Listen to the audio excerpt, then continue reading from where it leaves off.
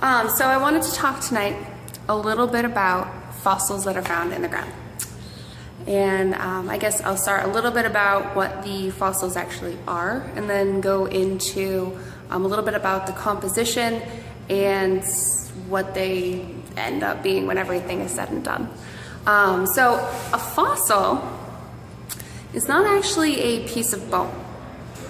A fossil is actually a bone that was once in the ground that has been then filled with limestone, calcium, and other kind of stone-like deposits over the course of many, many years. And at the end of the day, it ends up looking like a bone, but it's not really a bone. It's really a rock inside of rock. So you have a rock this big, and you say, okay, inside this rock this big, there's a bunch of fossils. Here you go. And you hand the rock off to a paleontologist, and the paleontologist takes a little mallet and they chip away at it, and at some point they come out with something looking like a bone, and that's a fossil. So here's the question that I pose.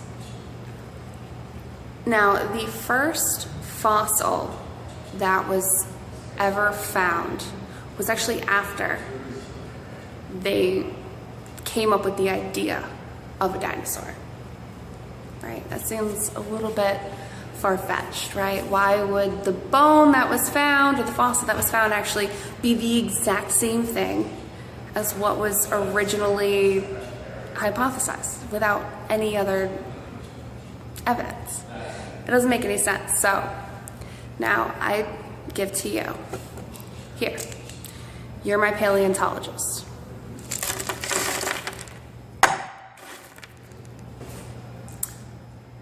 Turn that into what it was before I ripped it apart. Here. You can have some spackle too. As much spackle as you want. Here, turn this into what it's supposed to be. All right. Who knows what you're gonna come up with, right? Now, here, take this same substance, this same spackle, and by the way, it's supposed to be this little guy, Brachiosaurus, who's 40 meters tall. This is what he looks like. This is what the head was supposed to look like. This is a Brachiosaurus skull. Make me a Brachiosaurus skull. With that and as much spackle as you use. Chances are, what are you gonna come up with? If you want to keep your job, you come up with a Brachiosaurus skull.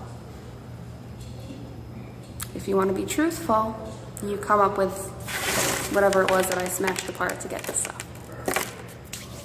When millions of dollars are on the line, which one are you going to do? My guess is you're going to go with the Brachiosaurus. That's where the money is. So I hope this was insightful for what happens on a daily basis in the world of paleontology. Thank you very much for listening, and I will see you next time. Hello. Hi, it's Kristen. Just wanted to talk to you tonight a little bit about, surprise, dinosaurs.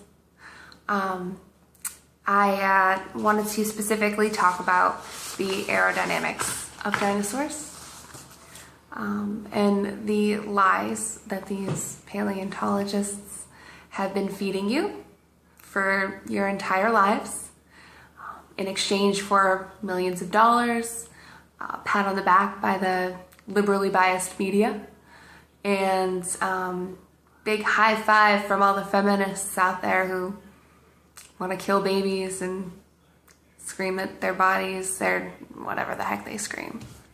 So tonight I wanted to talk to you about the pterosaur, silent P. What else are you hiding? Just kidding. And so what the pterosaur was it was a flying dinosaur.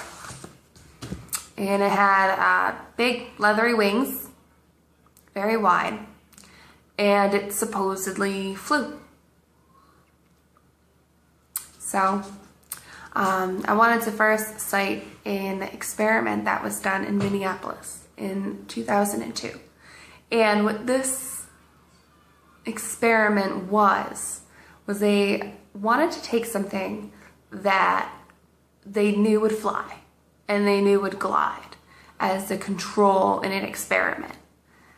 And what they decided to use was a kite. And so they took this kite and they took it to the top of a 4-story building. It was 70 feet tall. And so they let it go off of the building, and at 2 seconds, it was down to 65 feet. At 5 seconds, it was down to about 45 feet. And then at 7 seconds, it was all the way down to about 30 feet.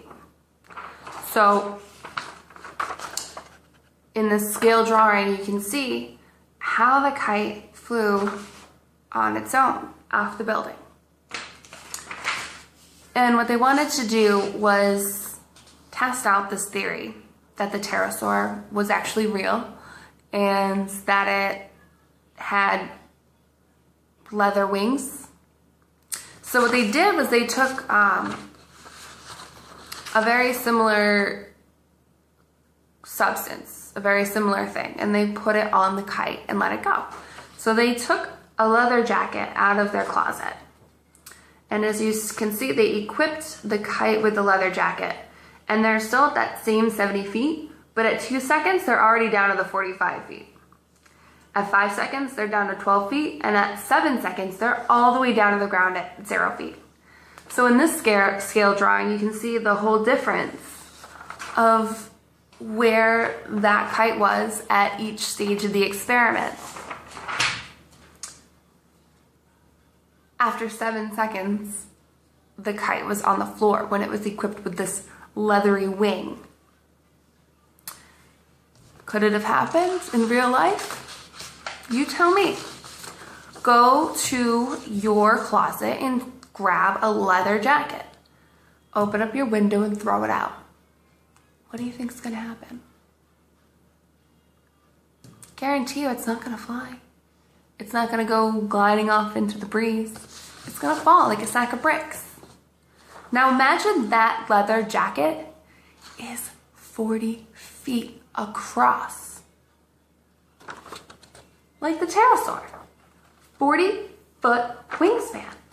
With these leather-like membranes on their wings. Tiny little tail that does not allow for leverage, and these bulging eyes, which have been shown to not be good for flying. So this dinosaur supposedly flew. And this dinosaur supposedly existed and was around, and you know, it doesn't make sense. This is the type of dinosaur that makes these atheists and these paleontologists sit there and say, oh, dinosaurs are just like birds. Oh yeah, birds, they're what dinosaurs are now. And no, it's not true. They never flew, they never existed. Dinosaurs do not equal birds.